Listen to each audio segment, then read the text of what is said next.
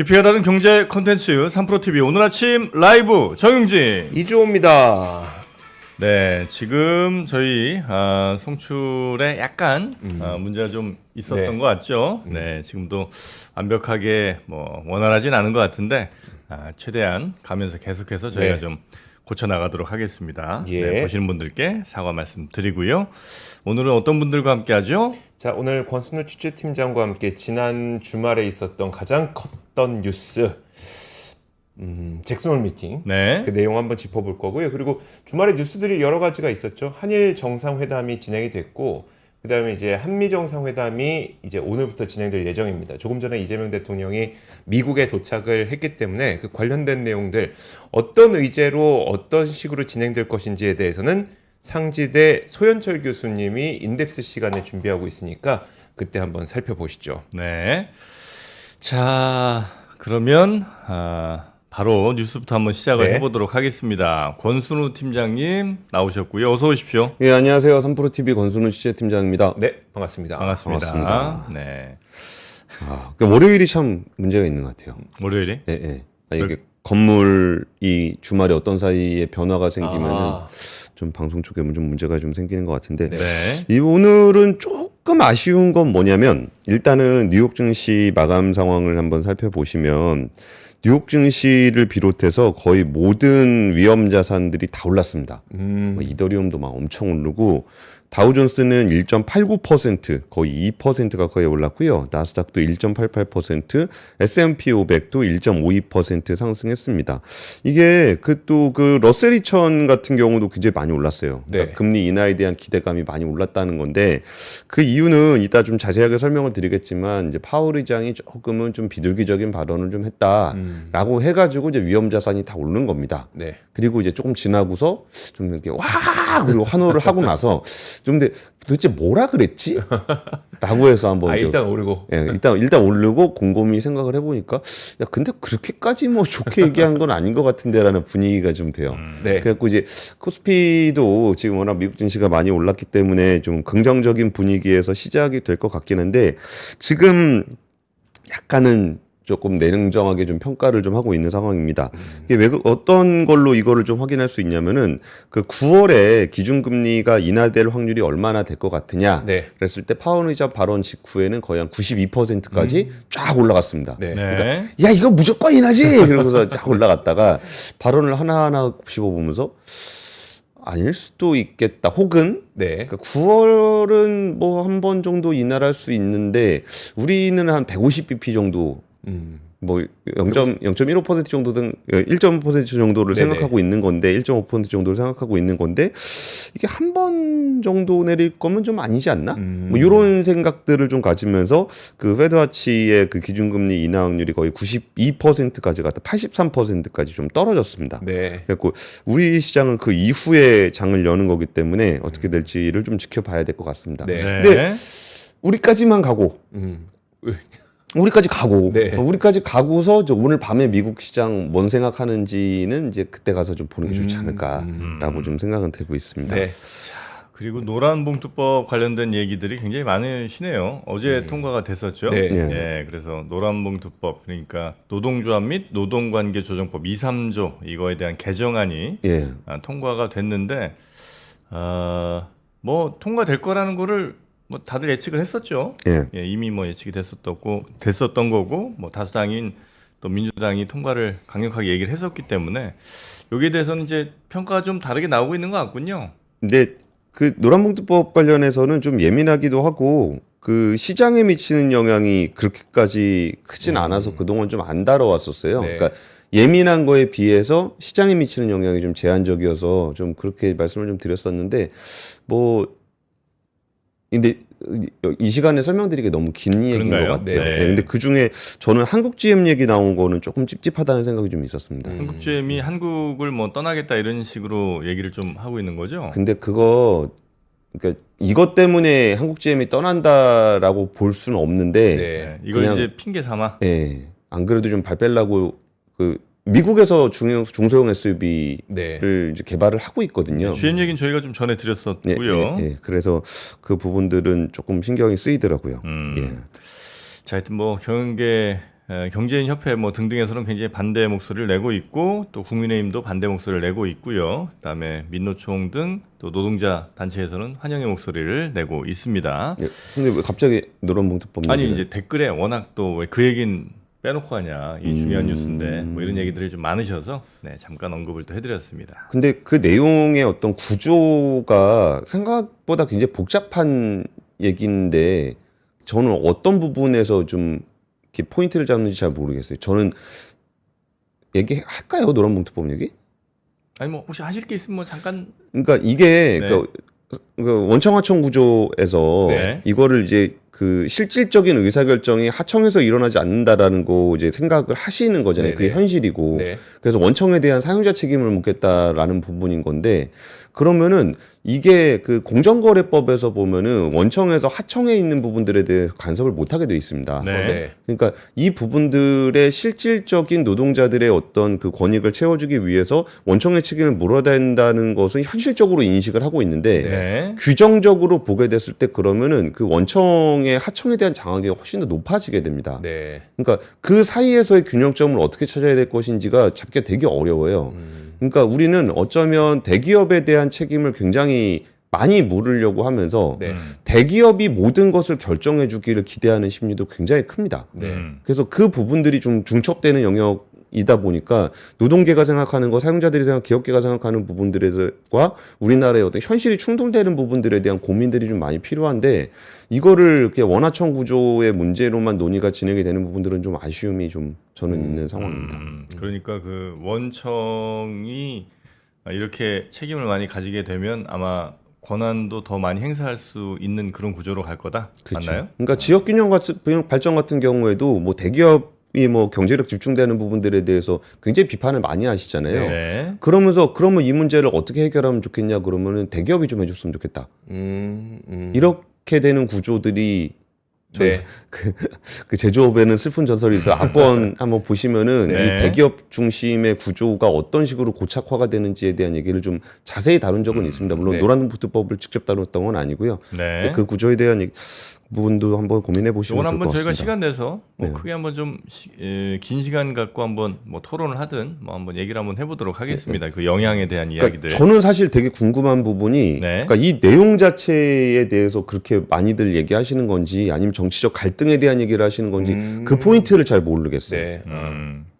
대체로는 이제 관심들이 아마 이게 우리 뭐 또 투자하신 분들이 많을 테니까 우리 기업들한테 굉장한 어려움이 돼서 그 영향이 이제 우리나라 경제에 안 좋은 영향을 줄 거냐 아니면 이렇게 노사가 더 발전적인 모습으로 가서 오히려 더 플러스가 될 거냐 아마 이게 좀 궁금하시겠죠. 그렇죠. 근데 네. 저 되게 냉소적으로 한번 말씀드리면은 네. 옛날에 뭐 중대재해처벌법이나 이런 거 얘기할 때도 제가 가끔 좀 무서워서 네. 가끔 얘기 드린 적이 있었는데 어떤 부분이면 우리나라 중대재해의 거의 한 95%는 50인 이하 사업장에서 발생을 해요. 네. 그럼 중대재해를 진짜로 시정을 하겠다라고 생각이 들면은 그냥 저기 있는 뭐 눈에 보이는 대기업 총수들 언론에서 이렇게 불러내고 국회에서 불러내서 후드려 패는 것보다 그 95%의 진짜 산업 현장에 대한 개선이 필요하거든요. 네. 근데 그거를 너무 정치적이거나 어떤 쇼잉으로 소비하는 모습들이 저는 좀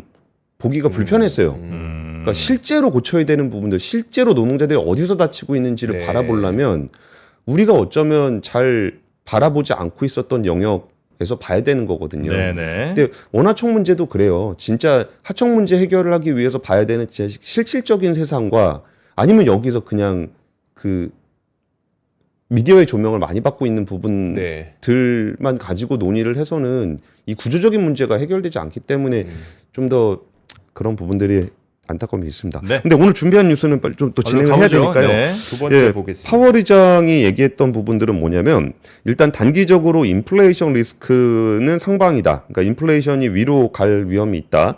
고용 리스크는 하방으로 치우쳐져 있어서 어려운 상황이다라고 얘기를 했는데 실업률과 기타 노동 지표의 안정성을 고려하면 정책 기조 변경을 신중히 검토할 수 있다. 검토할 수 있다라는 얘기했고요. 네. 그리고 기본 전망과 기업 균형 전환은 정책 기조 조정을 정당화할 수 있다. 그러니까 금리 인하를 할 수 있다라는 얘기를 하고 있습니다. 그리고 이제 실업률하고 이제 기타 고용 노동시장 지표에 대한 얘기를 좀 강조를 하다 보니까 이거는 금리 인하 기조를 갈 수 있다라고 해석을 하면서 주가가 많이 올랐던 네. 거예요. 근데 그 정당화할 수 있다라는 표현 정도가 그 방향성을 확실하게 제시한 것이냐라는 것이 뒤늦게 논란이 좀 됐었던 거예요. 그러니까 뭐 금리 인하할 수 있다라고 얘기한 정도가 아니고 금리 인하를 정당화할 수 있다. 그건 좀 톤이 좀 약하지 않냐라고 그렇죠. 네. 얘기를 한 거고, 그리고서 조금 더 그 진행이 된 얘기들은 뭐냐면은 이게 의사결정 방식에 대한 이야기를 파월 의장이 좀 얘기를 많이 했습니다. 네. 네. 근데 의사결정 방식이라는 부분들은 이제 우리가 해석하기에는 좀 어려워요. 그러니까 뭐 일반적으로 해석하기 굉장히 어려운데, 여기서 지금 그 파월 의장 얘기를 조금 살펴보면은 데이터를 중심으로 보겠다라는 얘기들을 굉장히 강조를 하고 있어요. 네. 이게 정프로님이 항상 그 좀 비판 많이 하셨던 부분인데, 네. 뭐 데이터 그럼 안 보고 하냐 뭐 이런 얘기들도 하셨고, 뭐 모르겠다는 얘기냐 뭐 그런 얘기를 하셨는데, 그러니까 이번일수록 오히려 그 데이터 중심으로 보겠다는 그 프레임워크에 대한 얘기들을 좀 많이 했습니다. 네. 그래서 이거를 조금 더 상세하게 전문가들의 해석이 좀 필요한 것 같아요. 그리고 이 데이터 중심으로 보겠다라는 얘기들이 또 근데 이번에 잭슨홀의 분위기를 조금 보실 필요가 있는 게, 분위기가 정말 안 좋았습니다. 네. 그러니까 우리가 생각하는 것보다 그 매크로를 하는 분들이라든지 연준 인사들 입장에서는 그 트럼프 대통령이 지금 연준을 압박하고 있는 부분들에 대해서 굉장히 예민하게 반응하고 있습니다. 네. 그러니까 진짜 진지하게 반응하고 막 거의 울분에 차 있는 그런 상황이 됐다 보니까 파월 의장이 아예 발언을 못하는 상황까지 됐었어요. 그래가지고 앞에서 이제 부추겨가지고 박수 한번 쳐주고 뭐 그래야 그때 가서 발언을 시작할 정도의 그런 상황이었기 때문에 네. 이거를 지금 파월 의장의 그런 그 둘러싼 모습들이 단순히 그냥 뭐 페드 아치에서 저 그 금리 인하가 90%냐 80%냐 이런 정도가 아니라 진짜 이 왜 이런 메시지를 냈는지에 대해서는 좀 더 해석이 좀 필요할 것 같은데, 이게 제 역량으로는 조금 네. 한계가 좀 있는 것 같아서 그 이런 얘기가 있었다 네. 정도로 전해드리도록 하겠습니다. 알겠습니다. 자, 파월 소식 먼저 전해드렸고요. 그리고 두 번째도 역시 미국 관련된 소식이군요. 예, 두 번째 뉴스는 네. 그 한일 정상회담. 아, 한일 정상회담. 네, 한일 정상회담 관련한 소식입니다. 그 한국과 일본이 정상회담을 갖고서 거의 공동 합의문을 공동 발표문을 냈던 게 무려 17년 만이라고 합니다. 그러니까 이것도 참 그렇죠. 보통 정상회담 하고 나면은 네. 양국 정상이 공동으로 발표를 하는 것들이 우리는 너무나 일반적이라고 생각을 했었잖아요. 네. 그리고 이제 우리가 일본이랑 하도 오래 싸우다 보니까 이게 언론 발표문을 17년 만에 처음 냈다라는 것도 굉장히 새삼스럽게 이게 좀 느껴지게 됐습니다. 근데 상황적으로 보면은 이제 한국과 일본이 처한 환경이 좀 양 국가 다 좀 공공합니다. 네. 양 국가 모두 이제 미국의 동맹국으로서 우리보다 일본은 더 친미적인 행보들을 계속적으로 보여왔잖아요. 네. 근데 결과는 우리 뭐 관세도 뭐 비슷하게 두드려 맞았고 뭐 방위비 관련한 압박도 같이 받고 있고 그러면서 이렇게 그럼 대우를 해주냐 그럼 대우를 그렇게 해주지도 않고 네. 그런 부분들이 좀 양 국가가 좀 같이 경험을 하고 있는 상황에서 그 중국의 이제 군사력 확대라든지 아니면 뭐 이런 부분들이 또 우리나라와 일본이 좀 공통적으로 겪고 있는 문제입니다. 그래서 여기에 대한 인식들, 경제 통상 질서 하에 양국 간의 전략적 소통 강화가 필요하다는 데 인식을 같이 했다. 그리고 안보를 포함한 각 분야 정상 및 각급 차원의 소통을 강화하기로 했다. 요 부분들이 이제 좀 어제 언론 발표의 주요한 내용이었고요. 네. 근데 여기서 경제 분야에서 좀 인상적이었던 부분들은 수소, 인공지능 등 첨단 미래 산업 분야에서 협력하기로 했다. 이 부분이 저는 좀 눈에 들어왔습니다. 수소랑 인공지능. 예. 근데 이게 저는 이게 두 개가 약간 포인트가 좀 다르다는 생각이 좀 들었는데 네. 수소 분야 같은 경우는 최근에 얘기를 잘 안 하고 있었거든요. 네. 근데 수소 관련해서는 한국과 일본이 전 세계 최고 수준의 기술을 가지고 있습니다. 네. 그래서 이 부분은 협력의 여지가 굉장히 많은데 네. 이게 좀 단기간에 해결할 문제는 아니잖아요. 그러다 보니까 상대적으로 좀 잊혀져 있던 그런 분야에 대한 거고 사실 에너지 협력에 있어서는 수소는 거의 끝판왕에 가깝습니다. 네. 근데 왜 수소가 끝판왕에 가깝냐면은 수소 자체는 수소 자체로 시작해서 수소 자체로 끝낼 수 있는 아이템이 아니에요. 이게 뭐 재생에너지가 뭐 잉여 전력에 나올 정도로 굉장히 크게 확대가 되거나 네. 아니면 에너지 믹스 차원에서 원전이 엄청나게 올라오거나 이랬을 때 거기가 수소가 이제 캐리어라든지 아니면 저장이나 네. 보관 운송 이런 부분에서 역할을 해주게 되거든요. 그래서 이 부분을 협력한다는 게 좀 인상적이었고요. 인공지능 분야도 좀 저는 특이하다고 봤던 게 우리나라와 일본의 가장 주요한 AI 협력 부분이 그 라인하고 야후재팬 맞아요. 네. 요걸로 해서 그 네이버와 그 우리나라 국내 최대 포털인 네이버와 네. 미국 최대 포털인 야후재팬이 이게 같이 협력을 하는 부분들이 사실은 제일 큰 AI 관련한 협력이었어요. 네. 근데 그게 이제 그 두 이해진 의장하고 손정희 회장하고 그게 좀 잘 얘기가 안 됐는지 네. 그 소프트뱅크는 저쪽 그 오픈 AI랑 하겠다라고 하고 있었고 그리고 뭐 라인 같은 경우는 뭐 일본에서 좀 가져가려 그러는 기세고 네. 그리고 이제 그 포털에 있었던 검색 엔진 제휴 같은 것도 완전히 그냥 깨져버린 상황이기 때문에 네. 오히려 AI 관련한 제휴들이 좀 많이 없어진 상황에서 이 얘기가 나왔다는 게 좀 인상적이었습니다. 그러니까 정상회담에서 이렇게 예를 들면 수소랑 AI 뭐 협력합시다 얘기하는 게 이미 물밑에서는 다 구체적인 뭐가 좀 협상이 돼 있고 이제 이렇게 발표했고 앞으로 정말 실질적인 뭐가 생길 것 같은 거예요? 아니면 뭐 지금 우리 한국과 일본이 할 수 있는 게 뭐 수소랑 AI 정도인 것 같은데 뭐 그거 한번 해봅시다 이렇게 얘기는 했지만 뒤로 뭐가 진행될지는 뭐 매우 불투명한 거예요. 근데 그렇게 보기는 좀 애매하다는 생각이 드는 게 네. 이게 우리가 일본하고 이제 하루 이틀 얘기한 게 아니잖아요. 네. 그러면은 양쪽에서 이제 그 준비되어 있는 카드들이 이렇게 있잖아요. 그러니까 이따 없던 거를 그냥 네. 갑자기 짠 하고 내놓는 게 아니라 그동안 이제 협력 관계에 있었던 그런 캐비넷 안에 있었던 수많은 그 내용들이 있잖아요. 네. 그 중에서 합의할 수 있는 부분들을 냈다라고 본다 그러면은 이게 양쪽 다 준비는 돼 있는 거예요. 다 준비가 돼 있는 걸 합의를 하는 거지 그냥 오늘 만나갖고 야 오늘부터 좀 해봅시다 이런 정도 문제는 아니에요. 그럼 정책적 협력은 어떻게 해야 되며 그런 것들은 다 지금 어느 정도 준비가 돼 있다라고 보시면 될 것 같고 네. 그러면서도 이제 얘기하지 않았던 부분들은 이제 그 수산물 네. 수입 관련해 가지고 후쿠시마 그 네. 수산물 이거 우리가 받을 거냐 안 받을 거냐 일본에서 계속 받아줬으면 좋겠다라고 얘기를 하고 있는 거고 우리는 안전이 확인될 때까지는 못 받겠다 이런 얘기를 하고 있는 거고 그리고 CPTPP 네. 환태평양 경제 동반자 협정. 예. 그 부분에 이제 한국이 가입을 할 거냐 말 거냐 이런 얘기들도 좀 있는데 이번에 얘기가 안 나왔습니다. 네. 그리고 이제 역사 문제, 과거사 문제에 대해서도 얘기가 안 나왔어요.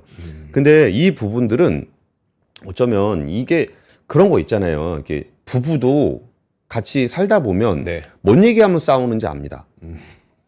근데 우리가 좀 이렇게 오늘 잘 지내야 되겠다라고 하면은 굳이 그걸 말하지 않죠. 네. 근데 그 문제가 해결이 돼야 된다라는 것도 양쪽 다 인식을 하고 있죠. 음. 근데 그렇다고 해서 합의를 해야 되는 상황에서 그걸 꺼낸다는 거는 한번 오늘 합의 안 하겠다는 그렇죠. 얘기기도 해요. 네. 그래가지고 이 부분들에 대한 언급이 없었던 거는 오히려 아까 제가 초반에 설명드렸던 것처럼 양 국가 간의 협력을 강화해야 되는 시점이라는 절실함이 양 국가 사이에 분명히 있다. 네. 그러다 보니까 그런 문제가 있다는 걸 알면서도 그 부분들을 이제 수면 위로 올리지 않았던 거는 일단 양국 간의 협력에 좀 더 방점을 찍은 그런 부분으로 봐야 될 것 같다라는 네. 겁니다. 그리고 지금 이제 이재명 대통령이 그 미국을 방문을 했는데 이제 한미동맹 현대화 이 한미동맹 현대화라는 표현이 이거 되게 무서운 표현입니다. 한미 동맹 현대화. 예. 네. 그러니까 한미동맹의 현대화는 그럼 뭐 과거는 뭔데? 그럼 한미동맹의 과거는 이제 그 공산주의를 상대하는 북한을 상대하는 게 과거였다 그러면은 현대화라는 표현은 어쩌면 중국을 중심으로 한 인도태평양 전략의 일환으로 볼 수도 있거든요. 네. 근데 그렇게 되면 우리는 그동안 중국과 미국 사이에서 줄타기 하던 부분들이 좀 어려워질 수 있습니다. 네. 우리가 의사결정을 좀 해야 되는 일들이 생길 겁니다. 그래서 그 부분들을 우리가 분명히 준비는 해서 갔을 건데 뭐 어떤 결론이 나올지를 좀 지켜볼 필요가 있는 것 같고요. 또 하나는 이제 원전 관련한 협의가 이루어질 가능성이 좀 네. 있습니다. 우리가 이제 원전을 어떻게 가져갈 것인가, 뭐 고농축 우라늄은 어떻게 할 것인가, 뭐 이런 얘기들이 좀 있을 건데 그런 부분들도 좀 주목해봐야 되는 포인트인 것 같습니다. 안 그래도 최근에 좀 그 웨스팅하우스랑 한수원 협의 때문에 좀 네. 논란이 좀 있었잖아요. 네. 그 부분들을 어떻게 할 것인지 좀 봐야 될 것 같습니다. 그러니까 주말 사이에 뭐 이런저런 얘기들 보면서 원전 쪽에 좀 친화적인, 그러니까 원전 쪽을 대표하는 교수님들이 이제 나와서 뭐 발언하시는 것들을 좀 봤는데 네. 저는 그 교수님들에 대해서 굉장히 좀 실망을 했습니다. 왜요? 그러니까 그분들은 항상 우리나라의 독자 기술이라든지 아니면 원전 기술이 우리가 얼마나 뛰어난지 네. 이거를 굉장히 좀 강조하시던 분들이잖아요. 네. 근데 웨스팅하우스와의 협상과 관련해서는 우리가 아쉬운 점이 있어서 미국이라는 현실적인 그 권력 앞에서 협의를 할 수밖에 없었다는 부분들을 굉장히 강조해서 얘기를 하더라고요.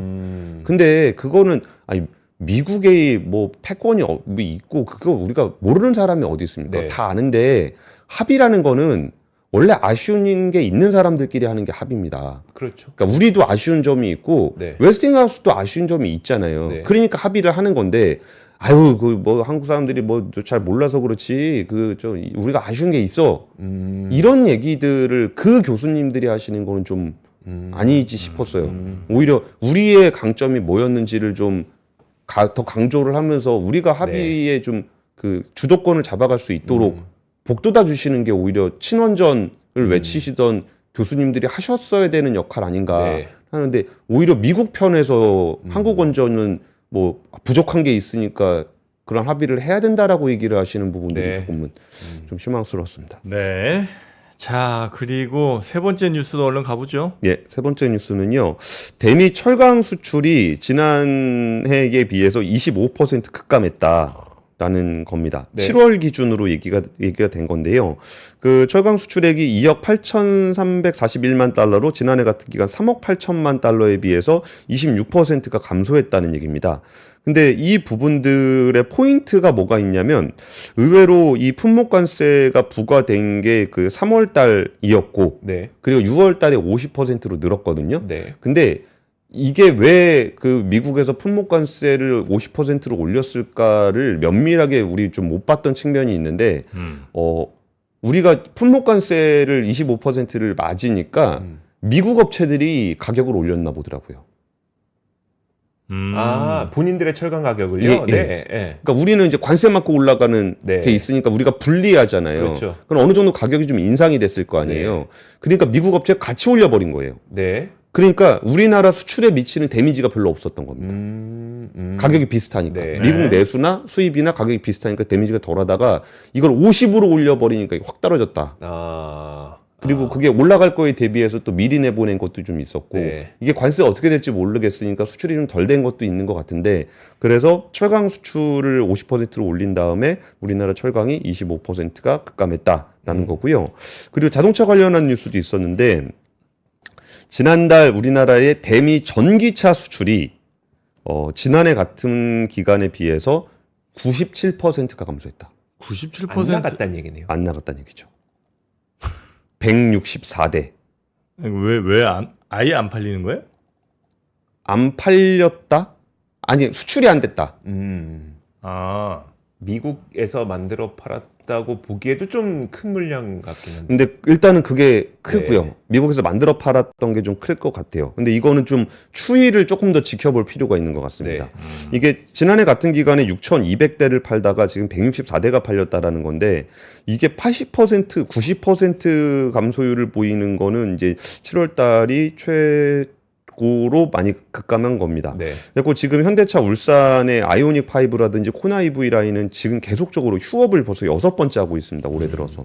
이런 상황인데 네. 그래가지고 그럼 미국에 판매가 안 되고 있나? 네. 라는 것도 좀 살펴봤는데 현대차 그룹의 미국 시장 친환경차 누적 판매량이 지금 2011년도 이후에 150만 대를 넘어서면서 오히려 좀 세레모니를 하고 있는 상황입니다. 그러니까 미국에서는 전기차 엄청 잘 팔리는데 한국에서 가는 게 그냥 절벽이라 이거죠.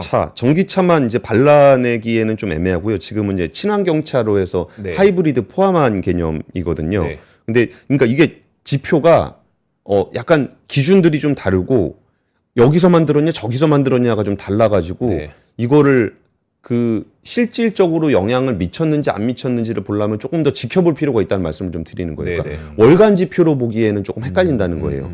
그 지난 7월에 현대차의 미국 판매량은 14%가 증가했습니다. 기아도 11%가 증가했고요. 그리고 많이 팔리는 차량 기준으로 보면 친환경차 판매 기준으로는 지난해 같은 기간에 비해서 42.6%가 늘었고 네. 전체 판매에서 친환경차 판매가 차지하는 비중은 26%로 최고치를 기록을 좀 하고 있습니다. 다 7월 말씀하시는 거죠? 예, 예. 하이브리드 차 판매량은 작년 대비해서 48%가 늘었다. 그러니까 현대 기아차의 경쟁력이 떨어진 거는 아니에요. 네. 근데 한국에서 보내는 전기차 판매량이 급감한 건 맞습니다. 그러니까 그럼 이거를 딱 묶어가지고 네. 현대차에 미치는 영향이 뭐냐라고 본다 그러면은 많이들 미국으로 이전을 해놨기 때문에 현대차에게 불리한 여건으로 작용하고 있지는 않습니다. 네. 그거는 도요타라든지 다른 자동차 회사들과 비교해봐도 상대적으로는 덜 영향을 받고 있는 편이라고 보는 게 맞을 것 같습니다. 네. 근데 우리나라가 걱정이죠. 그런 상황이라고 보시면 될 것 같습니다. 네. 자, 오늘 뭐 저희가 그 방송이 뭐 조금 이제 원활치 못해서 네. 특히나 이제 아마 오디오로 듣는 분들은 그게 특히 더 좀 어려움이 좀 있으신 것 같습니다. 다시 한번 좀 사과 말씀드리고요. 얼른 잘 복구해서 정상적인 송출 좀 해드리도록 하겠습니다. 그리고 아침에 제가 이제 늘 댓글을 좀 잘 확인을 하는 편인데 네. 굉장히 아침부터 좀 오늘은 정치적인 그 찬반 논란이 좀 강하네요. 약간 날이 서 있어요. 많은 분들이 네. 주말 사이에 있었던 것 때문에. 네. 네, 뭐 노란봉투법 때문인 것 같기는 한데 네. 여튼 그건 저희가 따로 이슈를 뭐 뉴스 정도에서 다루는 게 아니고 아예 그냥 테마로 한번 다뤄서 본격적인 뭐 찬반 토론을 하든 아니면 각 입장에 있는 분들 한 분씩 모셔서 이야기를 본격적으로 좀 하든 그렇게 하도록 하겠습니다. 네. 자, 그리고 우리 권순우 팀장님은 먼저 보내드리고 보내드리죠. 네. 내일 뵙겠습니다. 네, 감사합니다. 네. 자, 삼성 오늘은 페스티벌이라고 봐야 되겠군요. 삼성 노트북과 그리고 G 플립 6. 네. 요거는 저희가 거의 뭐 A급, S급 리퍼들로 좀 구성을 해 봤고요. 네. 노트북 같은 경우는 특히나 성능은 굉장히 뛰어난데 가성비를 좀 따지는 분들 뭐 이런 네. 분들께는 아주 좋은 제품이 아닌가 싶습니다. 삼성 노트북 5 코어 i7이니까 i7이 뭐 가장 고성능의 그리고요. 그런 칩이죠. 네. 네, 그리고 외장 그래픽이 네, 엔비디아 지포스 MX 450이 들어갔다고 합니다. 네, 지포스. 네, 제가 정확하게 그 GPU의 등급은 잘 모르긴 하거든요. 네, 근데 엔비디아 그래픽 들어갔다고 하니까 뭔가 엔비디아니까. 네. 옛날 그 지포스, 네. 지포스라고 알아요? 쥐포스사? 지포수. 쥐포수? 쥐 잡는 분이요? 쥐약이 옛날에 있었는데. 네. 네, 거기 이제 지포스라고 있었어요. 쥐포수. 네, 근데 하여튼 지포스 외장 GPU가 들어가 있고요. 네.